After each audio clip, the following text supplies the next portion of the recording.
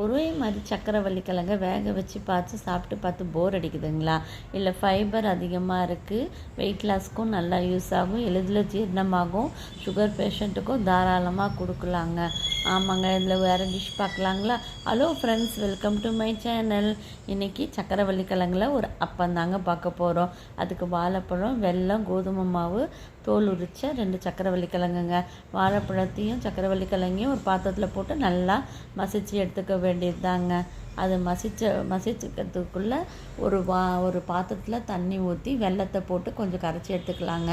ஏன்னா அடியில் கல்லாக இருக்காமல் இருக்கிறதுக்காக அதை கரைச்சி வடிகட்டி எடுத்துக்க போகிறோங்க. அதுக்குள்ளே இந்த மசிச்சு வச்ச பழம் கிழங்குல கோதுமை மாவும் அரைச்சிட்டிக்க உப்பும் போட்டுட்டு அதை கலக்கிக்க வேண்டியதாங்க. அதுக்குள்ளே நமக்கு சூடேறின அந்த வெல்லத்தையும் ஊற்றி நல்லா கலக்கி கட்டி இல்லாமல் கொஞ்சம் கொஞ்சமாக தண்ணி ஊற்றி நம்ம அதை ஊற்றுற பதத்துக்கு இட்லி பதத்துக்கு ஊற்றி கலக்கணுங்க. அரிசி மாவு கொஞ்சம் போட்டுக்கிட்டோம்னா அந்த வளவளப்பு தன்மை கொஞ்சம் குறையன்றதுனால ஒரு 1/2 ஸ்பூன் அரிசி மாவு போட்டுட்டு நல்லா கலந்து எடுத்துக்க வேண்டியதுதாங்க. நல்லா கட்டி இல்லாமல் கலந்துக்கலாங்க. ஏலக்காய் தூள் ஒரு 1/4 ஸ்பூன் கிட்ட போட்டுக்கலாங்க. அது போட்டு நல்லா கலந்துட வேண்டியது தாங்க. பாருங்கள், கட்டி இல்லாமல் இட்லி பதத்துக்கு கரைச்சி எடுத்தாச்சுங்க.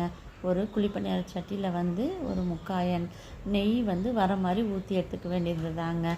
அது சூடு ஏறின உடனே அரைச்சி வச்ச மாவை ஊற்றி 2 பக்கமும் ஸ்லோ ஃப்ளேம்லேயே வச்சு திருப்பி போட்டு மூடி வச்சு திருப்பி போட்டு நல்லா வேக வச்சு எடுக்கலாங்க. இதுக்கு தேங்காய் குட்டி குட்டியாக போட்டுக்கலாங்க. தேங்காய் தான் மெயின். ஆனால் இவங்களுக்கு பல்லில் மாட்டது வேண்டான்னு வாங்கன்றதுனால தேங்காய் நான் போடல. நீங்கள் வேணால் குட்டி குட்டியாக தேங்காவை கட் பண்ணி போட்டுக்கிட்டால் ரொம்ப நல்லா இருக்குங்க. இதோட முந்திரியும் கொஞ்சம் போட்டுக்கிட்டால் ரொம்ப நல்லா இருக்குங்க. நட்ஸும் போட்டுக்கலாம். கலந்து நாமளும் வித்தியாசமாக ட்ரை பண்ணி பார்க்கலாம் இல்லைங்களா? பாருங்கள், ஒரு முறை எடுத்துட்ட உடனே அந்த நெய் அப்படியே தான் இருக்கும். அதுலேயே ஊற்றி எடுத்துக்கலாம். 2வது செட்டும் ஊற்றி எடுத்துக்கலாம். 3வது செட்டும் கொஞ்சம் நெய் குறைஞ்சிருக்குமே தவிர, ஆனால் அந்த நெய் அதிலே தான் அவ்வளோதான் இருக்குங்க. அதிலே நான் பொரித்து 3 செட்டும் எடுத்தாச்சுங்க. நெய்லே சுட்டு எடுத்தாச்சு. சுவையான அப்பமும் ரெடிங்க. இது எப்படி இருக்குன்னு செஞ்சு பாருங்கள். இந்த டேஸ்ட் எப்படி இருக்குன்னு செஞ்சு பார்த்துட்டு கமெண்ட் பண்ணுங்கள். சப்ஸ்கிரைப் பண்ணுங்கள். பக்கத்தில் இருக்கிற பெல் பட்டனையும் டச் பண்ணுங்கள். எப்படி இருக்குன்னுட்டு ஷேர் பண்ணுங்கள். தேங்க்யூ.